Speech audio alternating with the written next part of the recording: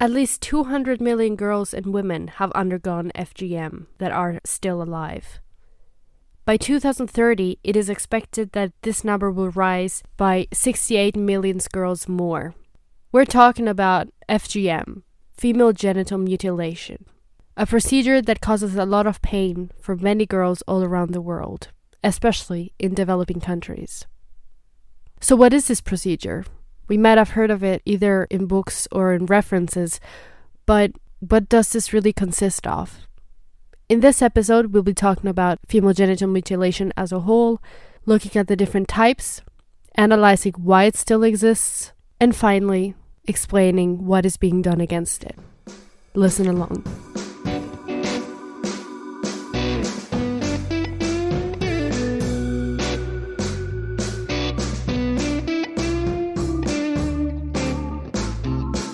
Hello everyone and welcome to OVARY-Acting, the podcast. I'm your host Michelle Ceriso, and every week we overreact to important topics regarding intersectional feminism.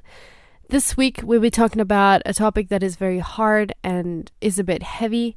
We'll try to talk about it in a soft way. It's going to be an interesting thing to learn about since it's not something we hear about here in the West, especially in Europe and the US. So why not talk about it since it's one of the biggest female rights violations and human rights violations, children's rights violations in the entire world. Let's take a look at it, shall we? First of all, what is female genital mutilation? Female genital mutilation, in short FGM, is a procedure where external female genitalia are partially cut up, changed, or injured for non-medical reasons. Other terms for this are sana, gunin, halalais, taur, megres, or kitan. And this is a sad reality for so many girls in developing countries, young girls that are aged under 18 or just newborns, really. FGM happens without the consent of the young girls, and they mostly get taken in most unexpected times. And after they get cut up, it's like a celebration in the family. There are different types of FGM. They're all painful, but there's different types that involve the female external genitalia. Type 1 is called clitoridectomy, which consists of removing a part or all the clitoris. The clitoris, for those that don't know, is an erogenous zone in the vagina for sexual erection. So when you hit the clitoris, whether through penetration or whatever, you get aroused because of that.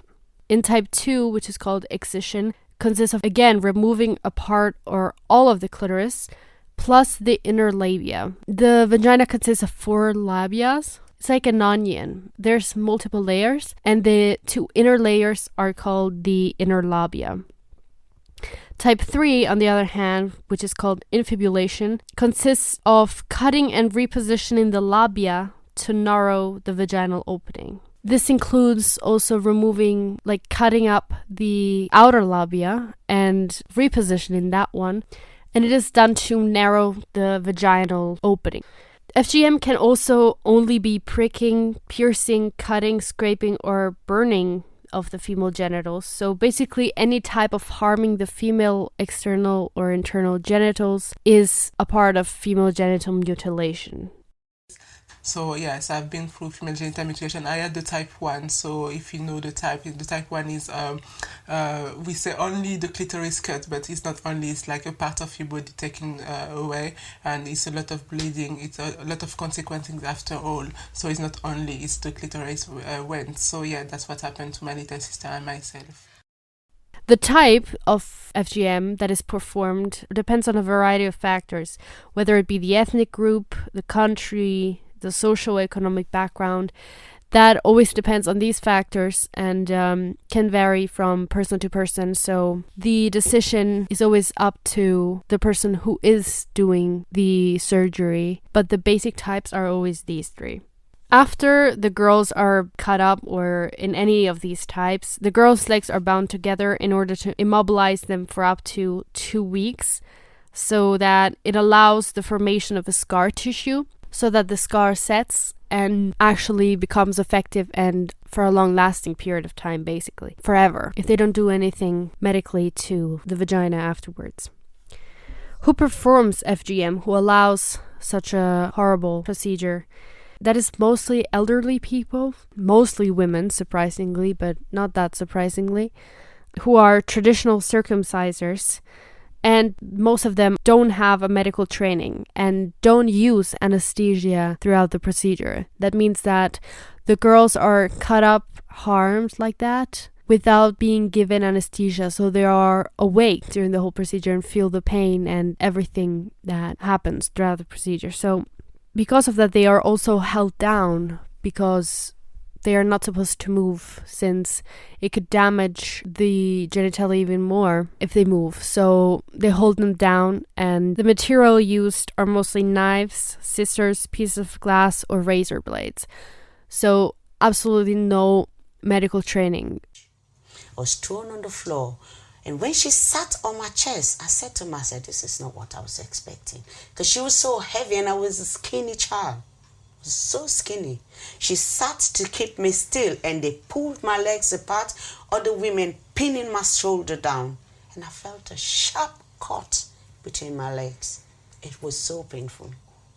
I screamed so loud because they had the drums. The other women who's been to the practice would follow you, and they would scream. Every time a girl is taken away into the separate room where they do the cutting, the noise will get louder. I didn't even know. When they scream, I'll scream along with them. But it's to oppress the voice of the girl. There are some people who perform FGM on other people that have medical training, but this has been made illegal after the WHO illegalized FGM in the countries. But I'll talk about that later. The effects of FGM are, of course, constant pain. I mean, your genitalia are basically cut up and repositioned, and just basically a surgery is performed on you without you having anesthesia. So not only constant pain afterwards, but also during the procedure. You have pain and difficulty during sex because, I mean, your genitalia has basically been harmed and injured. So, of course, it's going to hurt when you have sex. Because of that, because it hurts, these girls also have reduced sexual desire because it's painful. It's not pleasure, it's pain. The infibulation, though, so type 3 FGM, can be opened, though, through penetrative sex. So sex can help open the vaginal opening, but it's obviously extremely painful and just not really a good solution for the unmake of the consequences of FGM on your body. You also get severe bleeding, cysts, infections, which all can lead to death, either after or during the procedure, especially during, because since you're awake, you're a higher risk of getting an infection in your injuries. You have problems peeing, you have problems during conceiving, and also during childbirth. Childbirth is very painful and hard for girls and women who have gone through FGM. Not only they can be harmed, but also the babies can be harmed, because the vaginal canal is just not built up enough to grow a child and to make the child leave the womb through the vagina. So there's an increased risk of miscarriages under these women. And there are also some women and girls who, after childbirth, are sewn up again, so cut up again, to be tight for their husbands during intercourse to increase their pleasure. So basically making them desirable even after being mothers, which is just horrible and really incredible that still in the world such things exist. Not only do you have physical injuries after FGM, you also get mental and psychological issues, like struggle with your mental health. You can get depression. You can suffer from flashbacks to when it happened, and that might lead you to self-harm.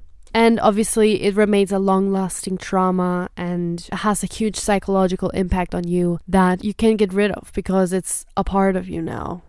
Because being taken like that without your consent is just seeing somebody appropriate themselves of your own body without you being able to do anything, because everyone wants that to happen, even if they know that you'll be in pain. And that carries a lot of impact on you if you have gone through FGM. So these effects and consequences are also a reason why the name FGM has been changed to FGM, because it used to be called female circumcision, but it has been changed because it had parallels to male circumcisions, which is when the foreskin of the penis is cut off when they're babies. but your health implications during male circumcisions are too different and like cannot be compared to what girls have to go through during female genital mutilation, which is why they changed that name then to FGM. It didn't contain the psychological and physical effects for the girls. Now, to give you an idea of to where FGM is carried out, because I've been talking without naming any countries, but now I want to give you some country names so that you have an idea of where we're finding ourselves in.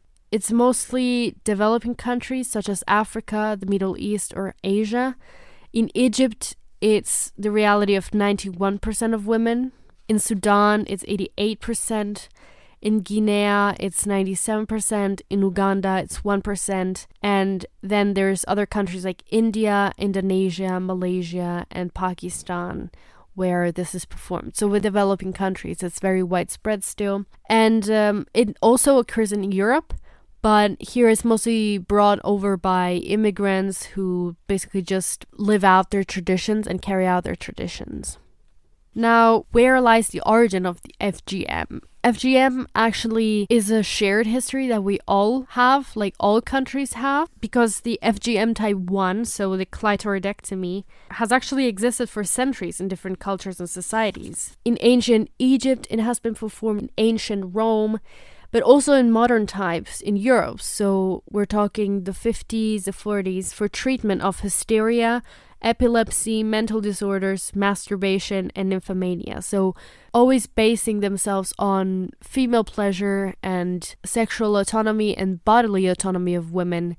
There's always been FGM there to prevent these rights for women to have. While here in Europe and in the US, it has become illegal and it has been made many laws against and is being fought against, and it's not a problem here very much for us. In developing countries where everything has stayed more conservative, it has become a ritual and a social norm that the majority of girls go through. It is considered to be a part of raising a girl as like one of those traits that don't make you stand out, saying that if you don't have gone through FGM, then you don't deserve to be treated with respect. You're not worthy of anyone's time. You are dirty, you are unpure, and just undesirable. You get marginalized by your society. So you can see that it is like a social norm. And it is mostly fueled by the belief that benefits the girl and that it's like a medical benefit, even if it absolutely is not.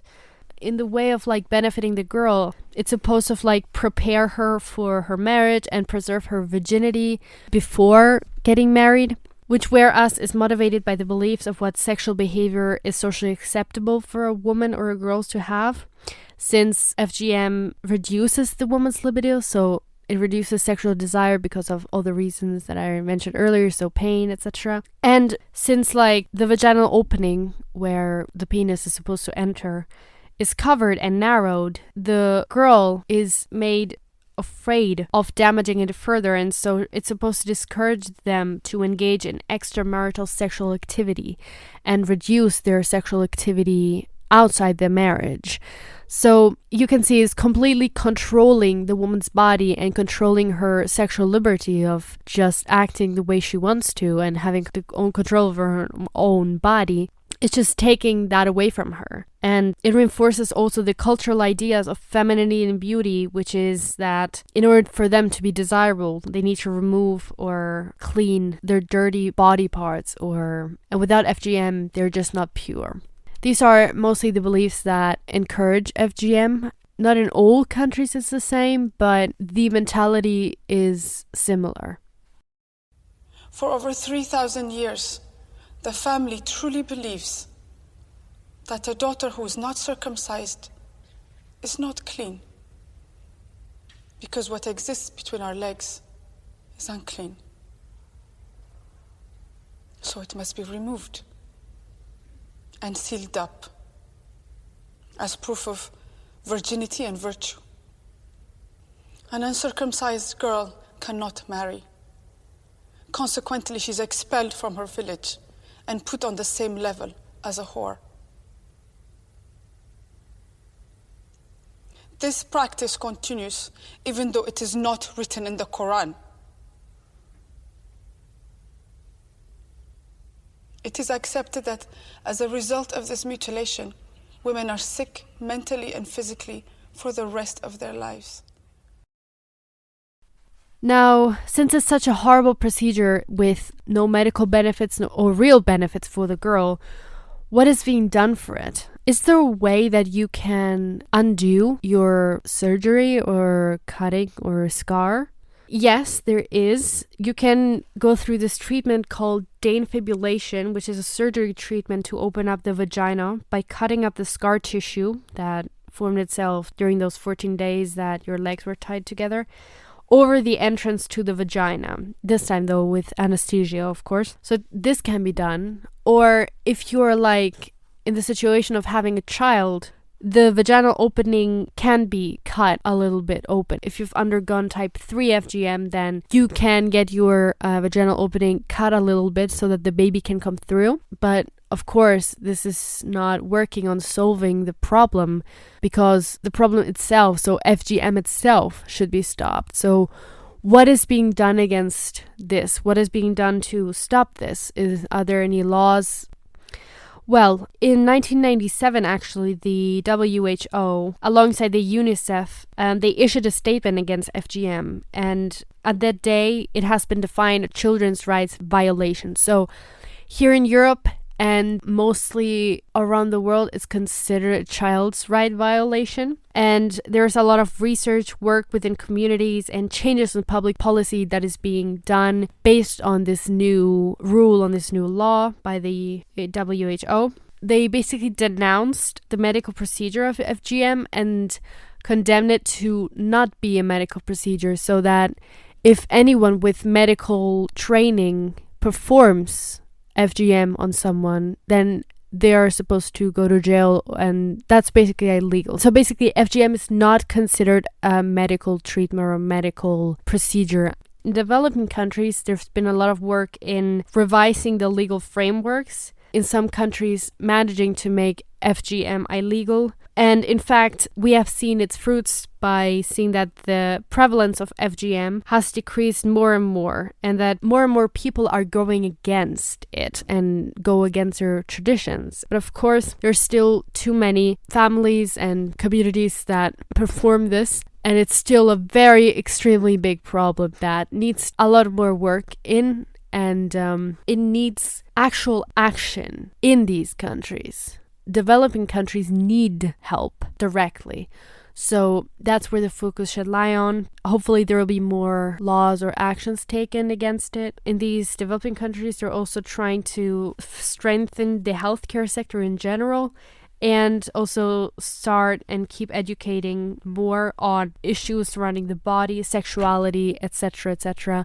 Creating also books and making films about it, just making it something that everyone should know about and be cleared up on, and to wake more and more people up to this. You can also do your part and educate yourself on more surrounding FGM. Try to also listen to actual stories of girls and women who have gone through it and are sharing their experiences. I've seen many videos as I did my research. They were very interesting. You could also go on the official WHO websites and health organizations and non-profit organizations that can give you a lot of information about this. For starters, you can start with the recommendation of this week, which is the film Desert Flower, which came out in 2009, directed by Sherry Horman. This film was based on a book. I think you should read the book before you watch the movie. This film is basically a biopic based on the autobiography by Waris Dirie. She was a real living person. She was a Somali supermodel, and at the same time she was also involved in human rights activism, and she was actively fighting against FGM since she had had her own experiences with it. So it's a really interesting story. You can learn more about her in this film by reading her book, or just by looking up information on the internet. You can also learn about Wangari Maathai. She's also a very interesting woman who has also gone through FGM and also fights for female rights, and in developing countries especially. And they're all very interesting women. You should check them out and watch this movie if you can, or read the book if you have time. If you have nothing else to read, you should read the book. This was the topic of this week. I hope you could learn something from it. I learned many more things that I didn't know before, and that is always an interesting take when researching for a podcast episode. I hope you're having a good day. I wish you a great week. I'll see you next week, same time. And don't forget, children's rights activists are not overreacting, but FGM might. Okay, bye.